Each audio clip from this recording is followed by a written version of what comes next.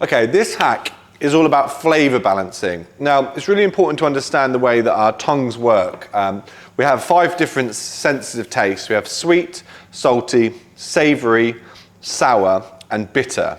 Now, bitter is a bit of a funny one because it basically tells you most of the time if there's a poison in your mouth. And you can have some nice bitter flavours like radicchio and like Campari and things like that, but we're just going to concentrate on these 4 main flavours today. Now, when I make anything, and I mean anything that requires layers of flavour like gravy, bolognese, anything long cooked, stews, anything like that, I always want to get all these 4 flavours in balance so it gives you a lovely mouthfeel and really the dish comes alive in your mouth. So to start with, I'll start at the sweet end of the scale. So to add sweetness, I've got things like honey, mirin, which is a sweet cooking sake, maple syrup, there's a golden syrup, anything like that, a bit of sugar. So you put that into, let's just say we're doing a gravy. I'd put a bit of that in, then I'd give it a taste, and obviously it's going to taste quite sweet. Now I need to balance the sweetness out with some savouriness. Now, savoury can come from lots and lots of different places. So you've got soy sauce, this is fish sauce, Worcester sauce, but if you're a vegetarian or vegan, because that's got anchovies in, you can use Henderson sauce. This is a white miso, which is another great one.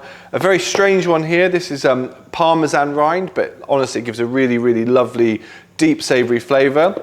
So the sweetness is then balanced out with this savouriness. Now obviously we've got some sea salt here for saltiness, but be careful because if you're adding all of the savouriness then you don't want to over salt it. So if I were you, I'd wait till the end, taste the balance between the sweet, the savoury and finally the acidic before adding your salt. Now acidity can come from things like any vinegar really or lemon juice, but here I've got some rice wine vinegar, some malt vinegar, you could use cider vinegar, white wine, red wine, balsamic, lime juice, lemon juice, any of the sort of other citrus juices, yuzu, all that sort of stuff will give it a lift.